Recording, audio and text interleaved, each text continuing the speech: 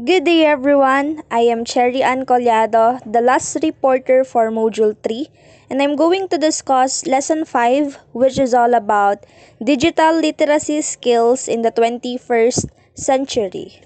So, for us to be guided with our discussion, here are the objectives.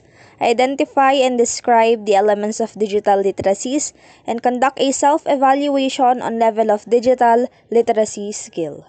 Now, what is literacy? So, I know na familiar na kayo about this term, and if I will ask some of you here kung ano yung meaning nito, I'm sure no most of you will answer na yung literacy is the ability to read and write and do basic arithmetic, which is tama naman kasi ito yung traditional view ng literacy. So, before, if you know how to read and write, no, you are already considered as a literate person.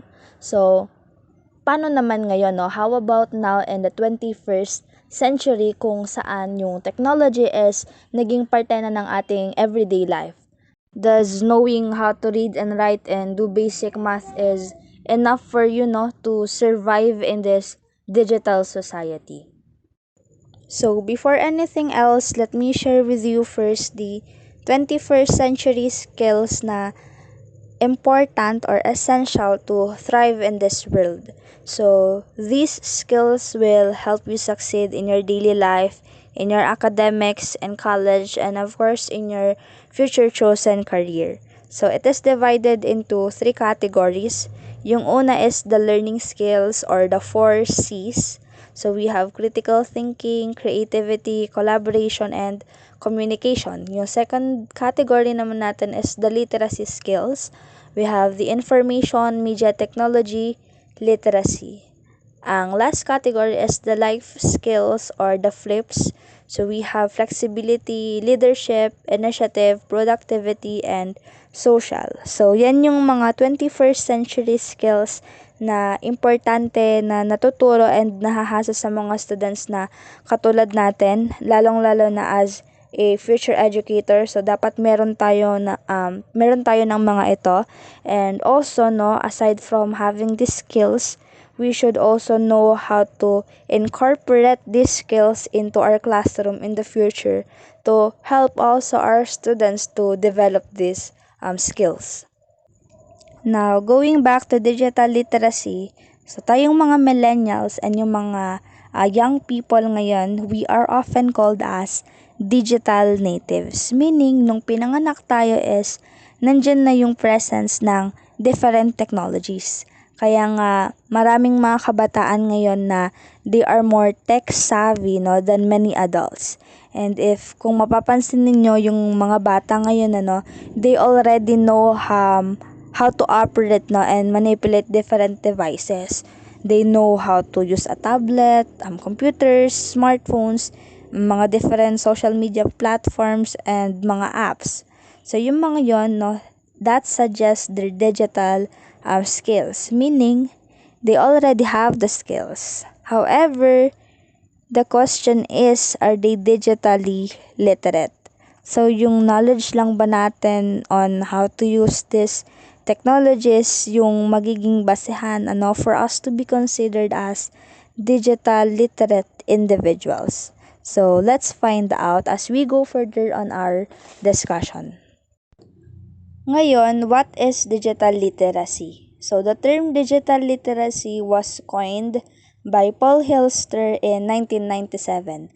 So, he argued na yung digital literacy is hindi lang siya nakasenter or umiikot about sa skills like on how to use technologies. So, sabi niya, it goes beyond that skills. So, digital literacies is the ability to use, understand, and create content online. So, remember use, understand, and create. So, meaning, digital literacy requires both our cognitive and technical skills. So, yung unang-una to use yung digital literacy is the ability to use digital technologies effectively. So, digital literacy is hindi lang siya about sa pag-google ng answer, It is also knowing how to use devices, mga websites and other media platforms, which I'm sure na many of us already know how to do. Next, the ability to understand. So digital literacy means having the skills not to judge and evaluate the things or yung mga informations that we see, read, or hear online. No, if it is fact, mukha ba siyang kaduda-duda, fake news lang ganon. Lastly is the ability to create. So I'm not just talking about creating a presentation for a class. No, digital literacy talks about posting or creating email, tweets, blogs, and post on social media. And of course, when we do that, no, it is important to know that what we post online have an effect on the people, and the information we share, no, can be understood in many different ways, so we need to be mindful of that. So in short, digital literacy means to be able to effectively and responsibly function and perform in a digital society. So if you are a literate person, no, you have the knowledge, skills, and abilities, of course, to use digital technologies for learning, communication, and knowledge creation. Now, let me discuss the different digital literacies. So, the first one, we have media literacy. So, pag sinabi nating media, ito yung mga bagay na tumutulong or ginagamit natin to disseminate information. For example, TV, radio, libro, mga dyaryo, social media, and so on. And itong mga media na to, no, they created to serve a purpose. Pwedeng to entertain, to educate, to persuade, to inform, and etc. Now, ano yung media literacy? So, pag sinabi nating media literacy, no, tumutukoy ito sa kakayahan natin na alamin yung iba't ibang uri ng media and to understand the messages, no, that these medias are sending. So, media literacy allows us to question kung ano nga ba yung totoong intensyon ng media, and para na rin maprotektahan natin yung sarili natin from different negative impacts ng mga to. 'Di ba, lalong-lalo na online, laganap na yung mga fake news and misinformations. Kaya nga mahalaga na we know how to differentiate between fake news and real news. Another under sa media literacy is yung media biases. Like before, 'di ba, yung mass media is controlled by private organizations and the state. So, these organizations na to, no, edit or control the content and messages sa mga news and advertisement and other information bago siya makarating sa public. Then, biglang dumating yung social media, and dahil doon, hindi na lang tayo nakarely sa iisang source. Kasi, lahat tayo, no, pwede nang magbahagi or contribute ng information and knowledge natin to the public. Kaya nga, the information na we receive, no, may still be biased. That's why being media literate is important para hindi tayo agad na masuswayed sa mga information that we consumed on a daily basis. So it allows us to think critically about the information that we take in. So meron tayong CRAAP framework na we can use, no, to check if legit ba or makabuluhan ba yung information na nakikita natin from different form of media. So ito yung mga to. So C for currency, the timeliness of the information. R for relevance, no, yung importance ng information. A, authority, yung source ng information, saan ba galing. Accuracy, ito yung reliability, truthfulness, and correctness ng content. P for purpose, the reason why the information exists. Next is information literacy. So, 'di ba ngayon napaka-instant na ng pag-access natin ng information, and isang click mo lang is available na agad yung kailangan natin.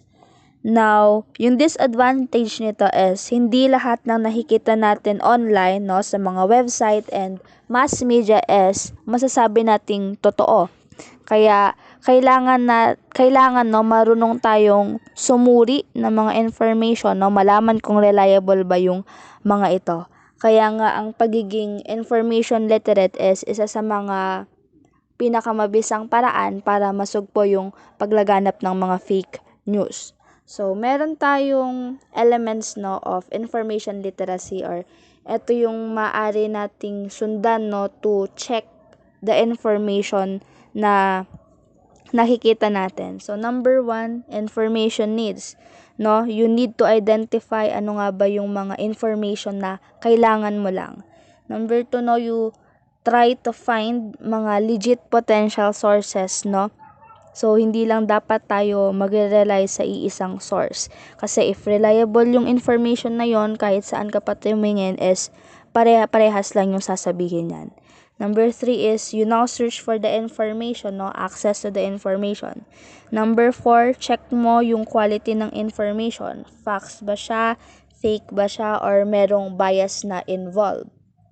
Number five, you organize and store the information. Number six, understand legal and ethical issues. So, cite your reference, no? Hindi lang pwedeng copy-paste ka lang ng copy-paste. Dapat alam mo yung concept ng plagiarism and copyright.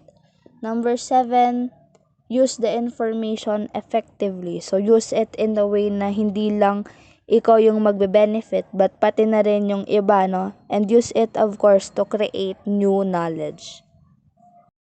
Next naman is ICT literacy. So, ito naman yung knowledge natin on how to use digital devices, applications, services, no, to accomplish a tasks. So, it is simply the ability to use technologies. So, for example, if your teacher is requiring you to create a PowerPoint presentation in your report, of course, you need to search, no?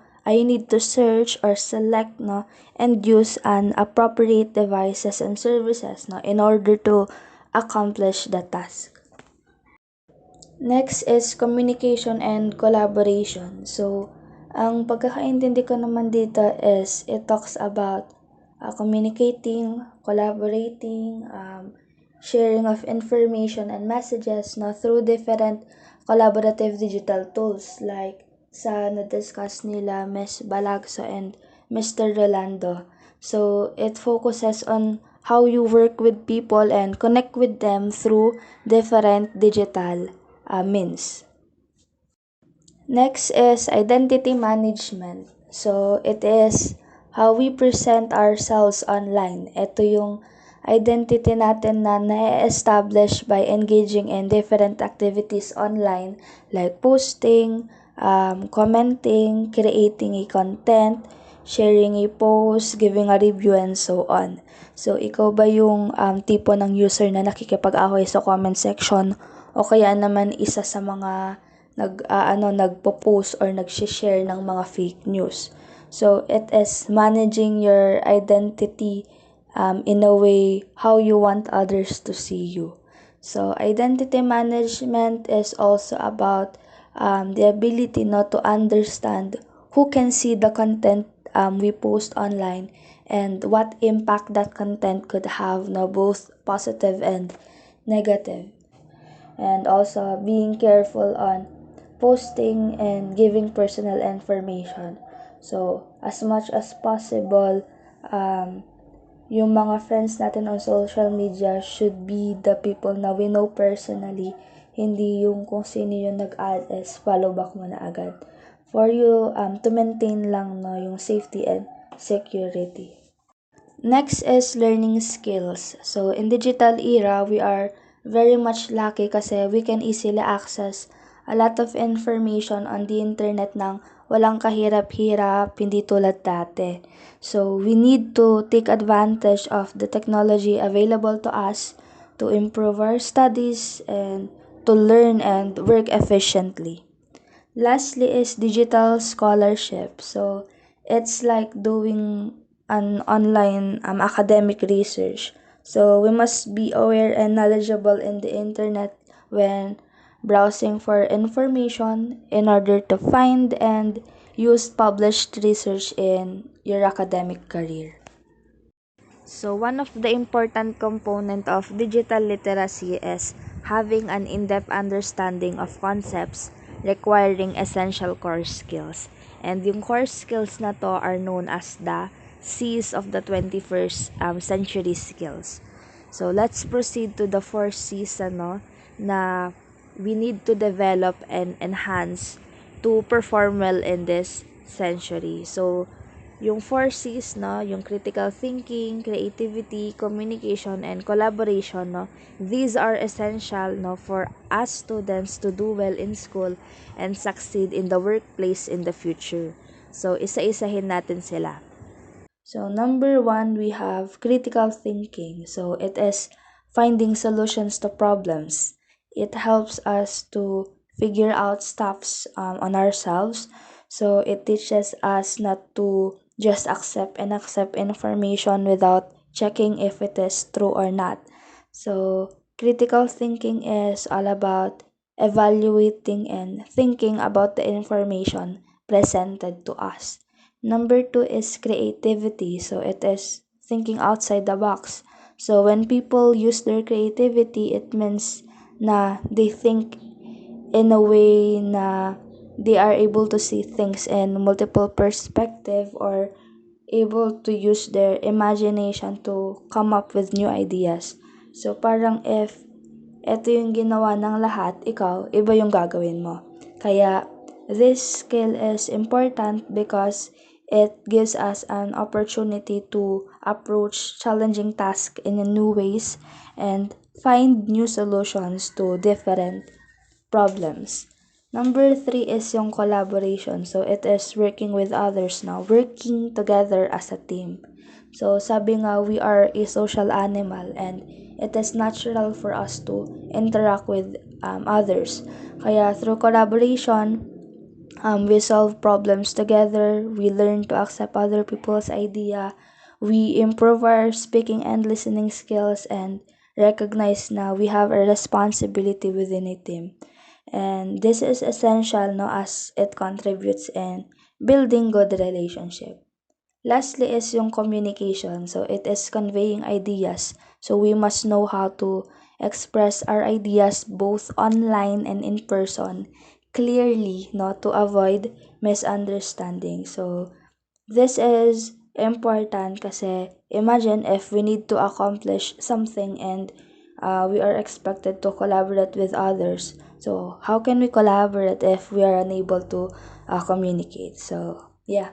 In addition sa 4C, meron tayong tinatawag na citizenship or netizenship sa virtual world and yung character. So, this to naman, ang inaano lang nila is that we should consider how we behave online, according to what is virtually acceptable or not.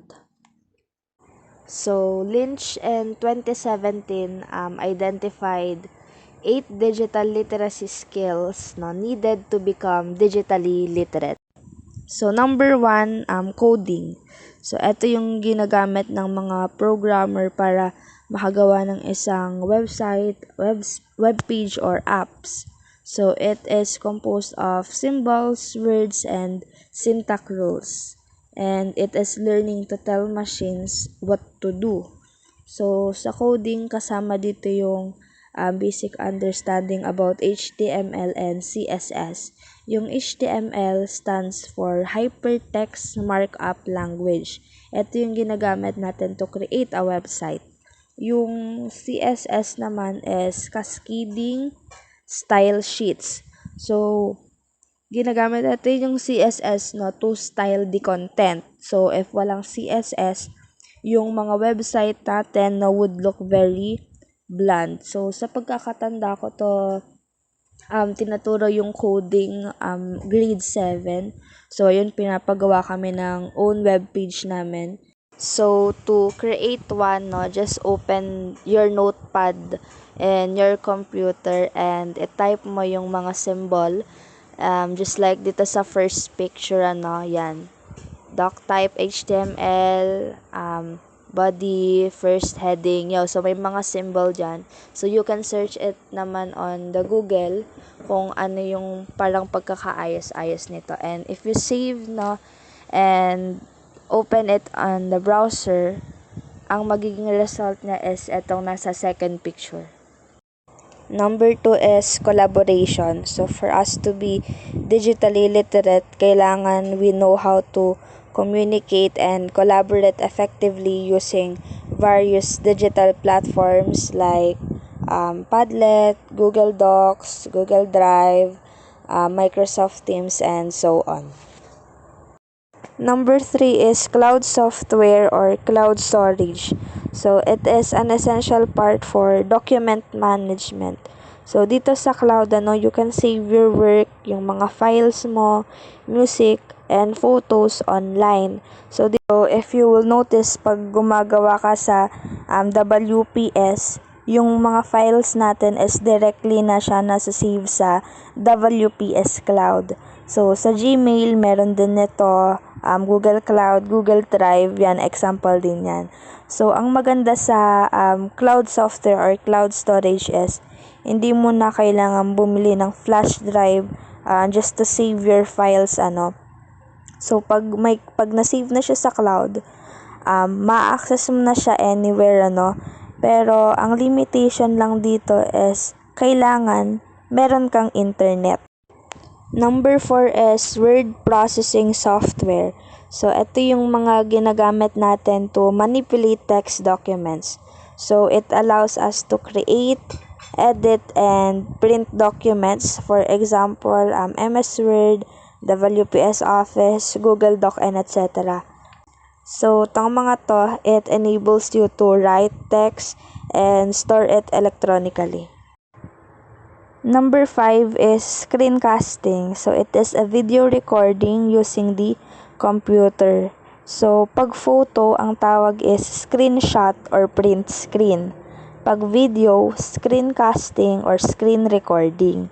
So, ang example dito is ito. Ito yung summative task namin doon. So, sa amin kasi is Padlet. So, we use screencasting para ma-record namin kung paano namin ginawa yung work namin. So, it is good kasi pag video record ka ng lesson, ganon, pwede kang mag-screencast. O kaya naman, pag nagdi-discuss yung teacher mo, online, so, pwede mong i-screen record para mabalikan mo pa ulit yung discussion. Number 6 is personal archiving. So, ang alam ko lang na sample dito is yung sa Microsoft 365 and yung Google Archive. So, it will help you in preserving your personal digital files. So, you can hide your photos, files, mga videos na you don't want others to see or you don't want to find often. So, ako yung mga research ko before, mga essays, and yung mga videos ko sa PE, ganon, naka-archive sila. So, anytime, mababalikan ko siya and para maiwasan yung tendency na ma-delete yung files na mga to accidentally. Number 7 is information evaluation. So, isa to sa mga skills na kailangan mo to be digitally literate. So, same lang din siya dun sa kanina, na it is essential to evaluate all the information, and its source, and determine if it is appropriate for your work or for your research. Kasi, not all the information na we read, see, or hear online is reliable or true. And lastly, number 8, use of social media. So, I know na familiar na kayo on different social media. Kaya lang, ang dito is that you should know, para saan nga ba itong mga to? Ano nga ba yung mga purpose nitong social media na ginagamit natin? So, for example, is yung Twitter. Dapat alam mo na yung Twitter is very useful to stay up to date to the latest news and so on. So, tayong mga students and of course, as a future educators, we should not only be proficient in the technological know-how or yung sa digital skills. So, dapat we are also digitally literate. So that's all po for my report and thank you for listening.